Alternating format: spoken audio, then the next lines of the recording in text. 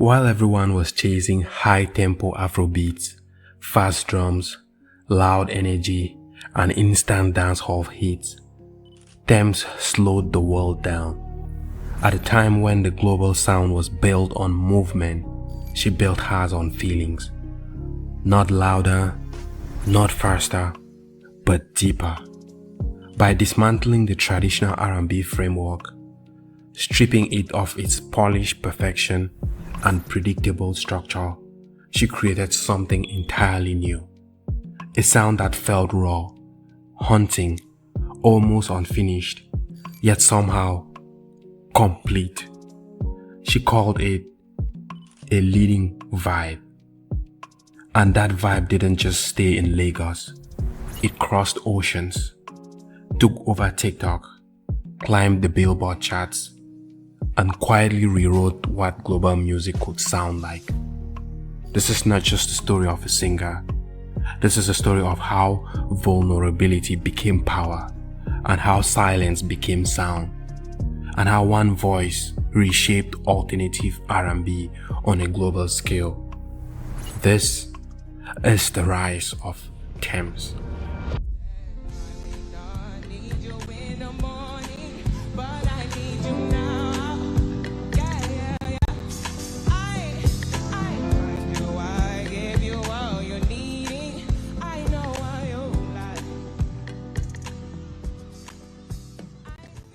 Before the Grammys, before the Billboard charts, and before the global collaborations, there was Lagos. And in Lagos, there was a girl who didn't quite fit into any musical box. Temilade Openiyi, known to the world today as Tems, wasn't raised inside the typical Nigerian music system. She wasn't chasing radio hits. She wasn't following trends. In fact, she was doing the opposite of what everyone was doing at the time. Growing up, she was influenced by a mix of sounds that didn't naturally belong together, which were like soul, jazz, and alternative music. Artists like Lauryn Hill, Adele, and Asha shaped her understanding of emotion in music. But Tems wasn't just listening, she was observing. She noticed something most artists ignored: that music didn't have to impress, it had to connect. So instead of chasing perfection, she leaned into imperfection, and through that, she was building her own mind and building her own music knowledge.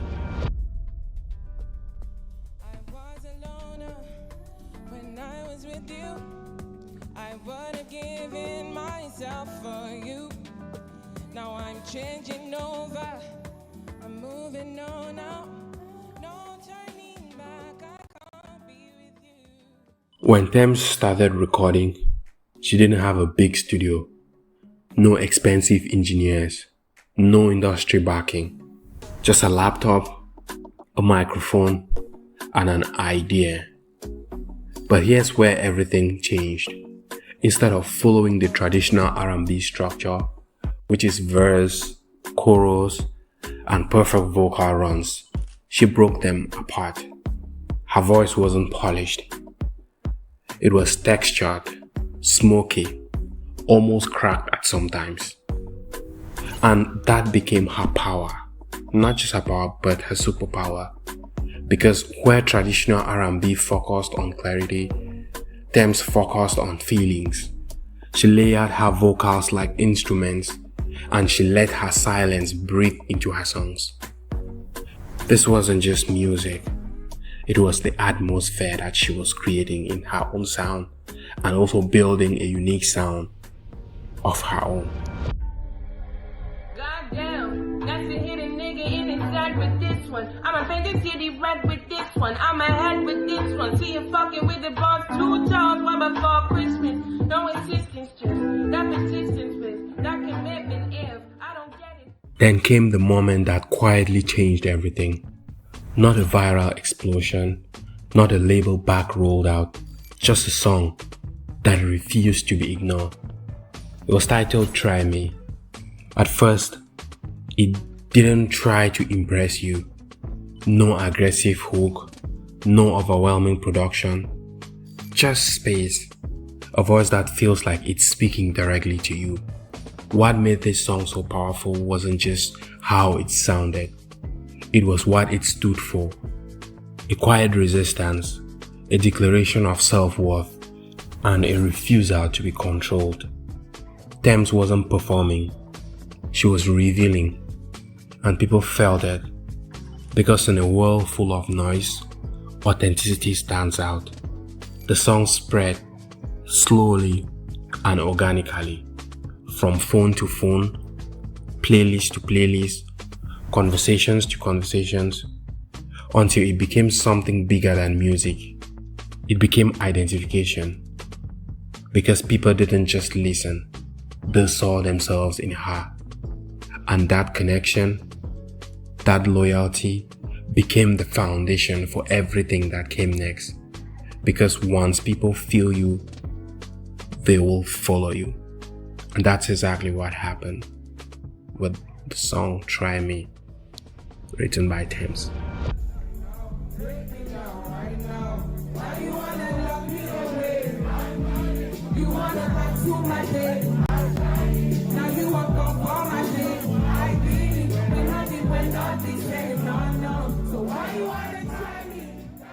If Try Me was the spark, then Essence was the explosion. A collaboration with Wizkid that changed everything. The song already had rhythm, already had groove, but when Tems entered, it gained soul. Her voice didn't rush, it floated, soft, controlled, and very emotional. And suddenly, the song transformed from a great track into a global experience. Because Tems didn't just sing on Essence, she anchored it. Her tone carried vulnerability.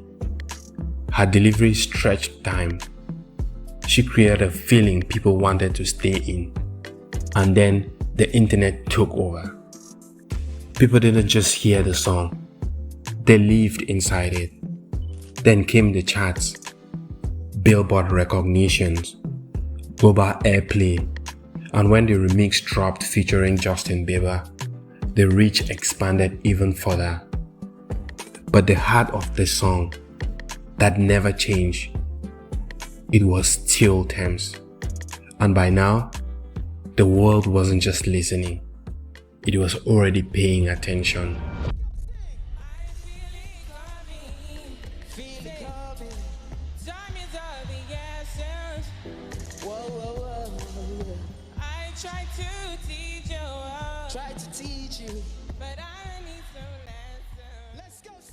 Then came one of the biggest moments in her career. Because after Essence, the question wasn't whether Tems had arrived. It was how far her influence could go. And the answer came very quickly when she appeared on Certified Lover Boy, which was an album released by Drake, on one of the tracks titled Fountains.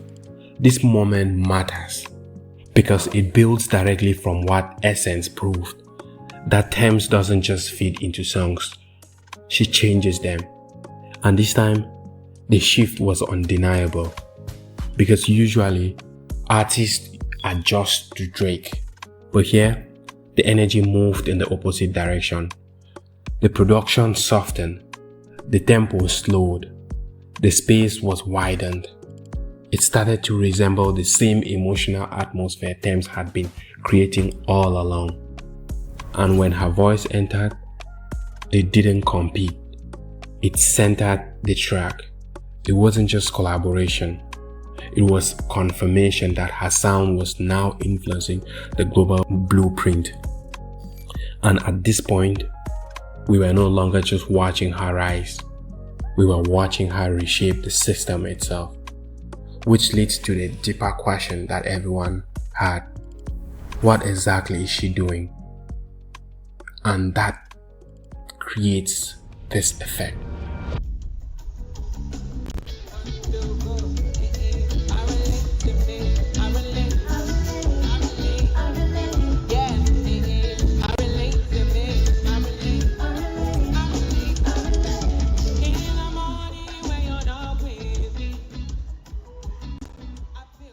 Because when you trace back from Try Me to Essence to Fountains, a pattern begins to emerge.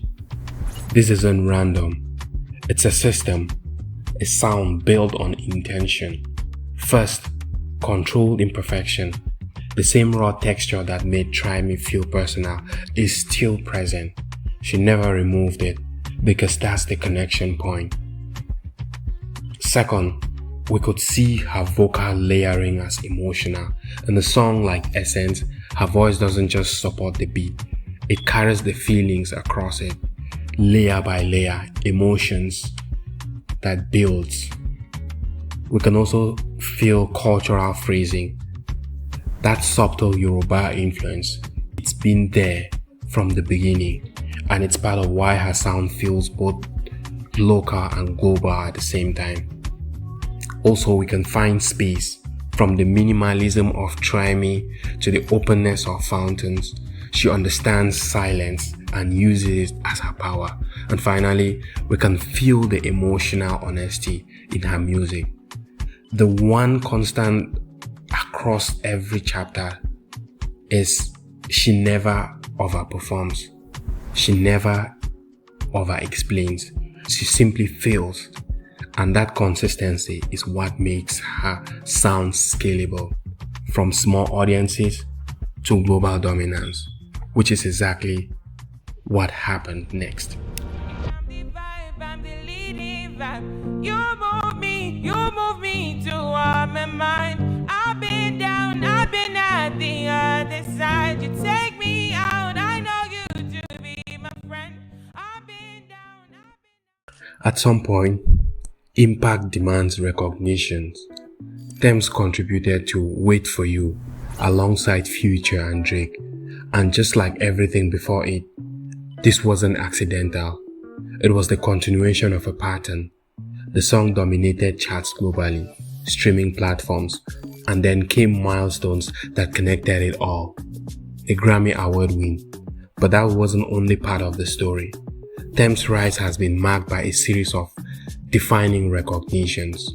Grammy Award winner, BET Award winner, NAACP Image winner, Soul Train Music Award recipient, multiple Billboard chart milestones, Oscar nominations for songwriting on global film soundtracks, each one representing more than success. They represent impact because every award ties back to the same foundation: the honesty of Try Me, the global resonance of Essence, the industry shift of Fountains, all built towards this moment. But beyond the awards, beyond the charts, and beyond the recognition, there's something deeper. Tems didn't just achieve global success, she redefined what it looks like. She proved that music doesn't have to be loud or to be powerful. She showed that vulnerability isn't weakness, it is influence. She elevated African alternative music into a global force. And most importantly, she created a new blueprint, one where artists don't have to chase trends. They have to create their own gravity. And that's the power of Tems.